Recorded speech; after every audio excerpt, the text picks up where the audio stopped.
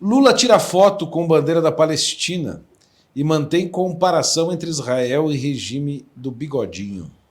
Ainda na manifestação, ele atacou o ex-presidente Bolsonaro, chamando de medroso, dizendo que pode ser preso por fazer burrice. O petista ainda enquadrou seus eleitores como os eleitores do Bolsonaro, né, como fascista. Ele disse: há 20 dias, como eu apanhei pelo que falei da Palestina, vocês estão lembrados. Então, ou seja, ele faz a comparação. Filha da puta, e diz que apanhou.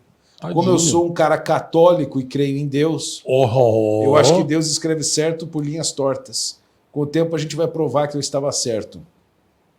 Não é que o tempo vai provar, é a gente vai provar que eu estava certo. O povo palestino tem o direito de viver e de criar o seu país.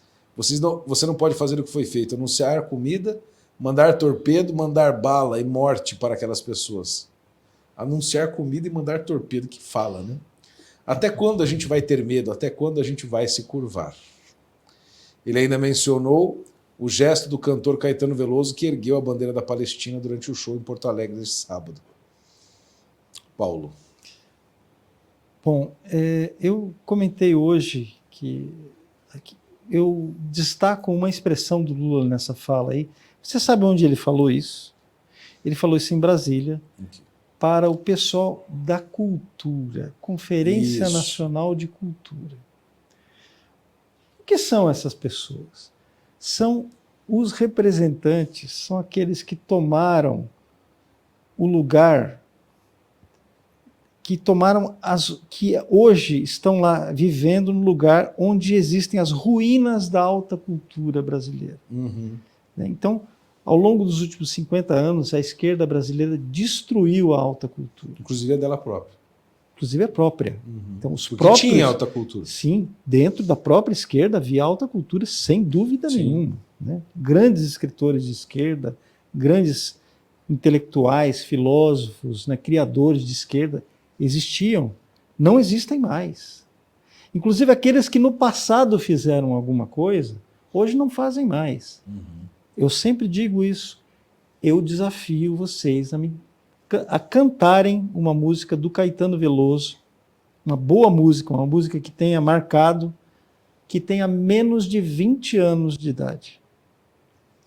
30 anos, vamos jogar para 30 anos. 30, tranquilo. 30 anos. Caetano Veloso, ele não é mais um músico, ele é um ex-compositor. Caetano Veloso secou a fonte. Há um tempo em que a cultura ia se deteriorando no Brasil, esses caras foram deteriorando também. Uhum. Tá? Eles são estéreis, todos eles.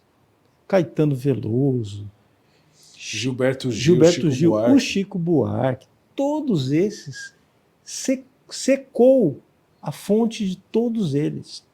Secou, eles não produzem mais nada. Eles vivem de aparecer como ícones, como bezerros de ouro para essa turma aí, a turma da baixa cultura. Uhum. Entendeu? É isso que eles são hoje. Isso que eles só não acabou de vez porque a única fonte que não secou foi a fonte da grana. Sim. Né? Essa não secou. Então, eles agora aquele momento cultural ali que eles acenderam. Não, mas eu quero saber o negócio do Lula com a bandeira da Palestina ainda, pô. Então ele dobrou a aposta? Ele vai dobrar a aposta. Ele vai até o fim. Ele vai até o fim porque ele precisa assumir, ele precisa se consolidar no seu posto de jagunço do bloco russo-chinês. Leão de chácara. Sim. O leão de chácara do bloco russo-chinês, tá? No hemisfério sul. É isso que ele quer ser. Né? Ele precisa mostrar as suas credenciais para a escória internacional. É isso que ele precisa fazer. Né? Ele não vai voltar atrás. No meu programa dessa semana, eu ressaltei o aumento do antissemitismo, consequências da fala do Lula, e que só tendem a aumentar agora. O aumento dos casos de antissemitismo no Brasil, quase 300% só no último mês, no mês de fevereiro. 300% de aumento nos casos de antissemitismo, inclusive com crianças. Nossa Senhora. Tá? Contra crianças. Tá? E a relação disso com a perseguição política que está sendo feita aos cristãos e aos conservadores. Porque esse pessoal que está reunido ali, eles não odeiam só os judeus, eles odeiam também os cristãos e os conservadores. Tá? Os cristãos e conservadores são inimigos a serem abatidos da mesma forma. Foi a extirpados. Extirpado foi a expressão. A expressão que o Lula usou foi extirpados. E ele diz que o povo brasileiro, todo mundo que votou no Bolsonaro, ou seja, 60 milhões de pessoas, sabe como é que ele definiu essa gente?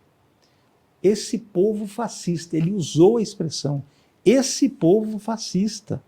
É assim que ele nos considera. Esse povo fascista. Então nada mais natural do que ele, então, erguer a bandeira da Palestina, usar o lenço do Yasser Arafat, aquele terrorista, assassino, vagabundo, chamado Yasser Arafat, que em 2005, para quem vive falando, mas eu defendo a solução de 2 estados, tá bom. 2005, o Ehud Barak, que era primeiro-ministro de Israel, ofereceu para o Yasser Arafat a criação de um Estado palestino. Sim. A criação de um Estado palestino em Gaza e na Cisjordânia. Um Estado. Para que eles pudessem ficar em Gaza. Para que eles pudessem. Finalmente, então, vocês vão ter aqui o seu Estado. Acabou. Acabou a história. O Yasser Arafat recusou. Eles simplesmente, porque eles não querem, essa gente, entendo, essa gente não quer 2 estados na Palestina. Isso foi oferecido em 1948. Sim, por 6 vezes foi oferecido. Na Assembleia Geral da ONU em 1948, presidida pelo Oswaldo Aranha. Isso foi oferecido. Eles não aceitaram. Eles querem tão somente a destruição do Estado de Israel e a perseguição dos judeus onde quer que eles estejam. E é isso que eles fazem, isso que eles estão fazendo no Brasil. Porque o grande problema, né, atual da solução dos 2 estados, se a gente for analisar, em cada época você tem problemas diferentes, né? E o problema atual da solução dos 2 estados é que você tem a Autoridade Nacional Palestina, né, que o PT é amicíssimo, né? Porque o Lula fala assim que ele não apoia o Hamas, né? Ele só está assim dizendo que mas o Hamas é terrorista, tudo bem, mas ele apoia a solução palestina dos 2 estados. Só que a Autoridade Nacional Palestina, que é quem pousa de moderada hoje de PSDB. Né? Exatamente, a moderada do PSDB. Mas ela é a mão que alimenta o Hamas, por mais que eles se declarem como inimigos. E eu fico, assim, surpreso que as pessoas, às vezes, fiquem duvidando dessa possibilidade. Mas como assim 2 inimigos políticos declarados? São braços operacionais de um mesmo esquema diferente. A gente não viu isso no Brasil, entre o PT e o PSDB durante 30 anos. 30 anos. Agora você soma esse maniqueísmo, essa manipulação populista que a gente tem dentro da política de maneira geral, e é sempre bom lembrar que quem ensinou os árabes atuais a fazer política, não é? Foi a União Soviética. Sim. Yasser Arafat, a formação o Abbas, da OLP. Exatamente. Abbas estudou na União Soviética. A OLP o Mahmoud Abbas estudou na União Soviética. A OLP foi abertamente apoiada pela União Soviética. Praticamente a criação criada, né? Khrushchev. Exatamente, pelo Khrushchev. E assim, boa parte da ideologia política deles, do panarabismo, do nacionalismo árabe, vem do presidente lá do Egito, do Nasser, do Abdel Nasser.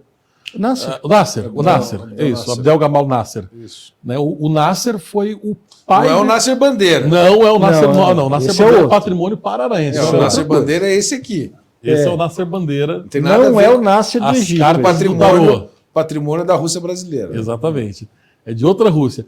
E o Nasser, ele cria esse misto absurdo de nacionalismo. E é muito curioso, porque o nacionalismo do Nasser, ele tem alguns aspectos nazistas, com aspectos marxistas, e aí você junta isso com o fundamentalismo islâmico, com o aparelhamento ideológico e o aparelhamento militar da União Soviética, porque é sempre bom lembrar, não tem fábrica de Kalashnikov no deserto no deserto da Jordânia. Kalashnikov, vamos dizer, não é bem um nome árabe, né? Kalashnikov não me parece muito um nome árabe, né? E aí você tem toda essa articulação depois para criar um braço político moderado ao longo do tempo, que é o ALP, vai dar então ali origem, né, ao Hamas e ao Fatah. Essa divisão moderna que a gente tem hoje ali entre o Hamas e o Fatah pode ser resumida naquela piada, né, que é a diferença entre o muçulmano moderado e o muçulmano radical, né? O muçulmano radical ele fala, eu vou te matar. O muçulmano moderado ele fala, cara, olha, vamos sentar e fazer a solução assim do jeito que eu quero, porque senão aquele muçulmano radical vai te matar. Né? Só que o problema é muito pior do que uma piada, porque quem fomenta financeiramente, inclusive, o terrorismo do próprio Hamas é o Fatah. Via Irã. Via Irã e via doação, inclusive do Brasil, ONU. da ONU, doação do Brasil.